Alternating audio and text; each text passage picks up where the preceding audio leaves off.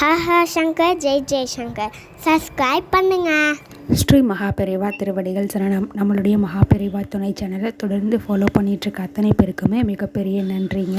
மார்கழி மாதம் அப்படின்னாலே முழுக்க முழுக்க தெய்வ வழிபாட்டுக்கு அப்படின்னு சொல்லி ஒதுக்கப்பட்ட மாதம். அதனால தான் இந்த மாதத்தில் எந்த ஒரு சுப காரியங்களும் வீட்டில் நடக்க வேண்டாம், முழுக்க நம்மளுடைய சிந்தனை எல்லாமே தெய்வ வழிபாட்டில் மட்டும் இருக்கட்டும் அப்படின்னு சொல்லியிருக்காங்க. நம்ம கடந்த ஒரு வருஷமாக எந்த ஒரு பூஜை புனஸ்காரமும் பண்ணலை, தெய்வ வழிபாடுகள் சரியாக பண்ணலை அப்படின்னாலும் இந்த ஒரு மாதத்தை நல்லபடியாக பயன்படுத்தி நம்ம முடிஞ்ச அளவுக்கு தெய்வ வழிபாடுகள் பண்ணணும் அப்படின்னா அது நம்ம ஒரு வருஷம் பூஜை பண்ண பலனை நமக்கு கொண்டு வந்து சேர்க்கும். மார்கழி மாதம் அப்படின்னாலே தேவர் மாதம் அப்படின்னும் சொல்லப்படுது.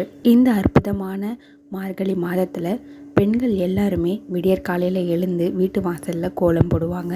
அந்த காலையில் வரக்கூடிய இயற்கை காற்றை சுவாசிக்கும் பொழுது பெண்களுக்கு இருக்கக்கூடிய உடல்நல கோளாறுகள் எல்லாமே சரியாகும்.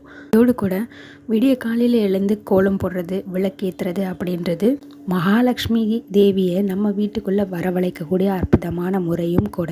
இப்படி நீங்கள் வண்ண கோலம் போடும் பொழுது இந்த ஒரு விஷயத்தையும் சேர்த்து செய்யுங்க, உங்களுக்கு ஏராளமான பலன் கிடைக்கும். அந்த காலத்துலலாம் அரிசி மாவுலேயே தான் கோலம் போடணும் அப்படின்னு சொல்லி ஒரு விதிமுறை இருந்துச்சு, அதில் தான் போட்டாங்க. ஏன் அப்படின்னா வீட்டில் வாசல் கோலம் போடுறதோடு மட்டும் இல்லாமல் அது 4 ஜீவன்களுக்கு உணவாக இருக்கட்டும், எறும்புகளுக்கு அப்படின்னு சொல்லிட்டும் செஞ்சாங்க. இப்போது இருக்கக்கூடிய இந்த காலகட்டத்தில் நம்மளால் அரிசி மாவுலேயே கோலம் போட முடியுமா அப்படின்னு கேட்டால் சாத்தியம் கிடையாது தான்.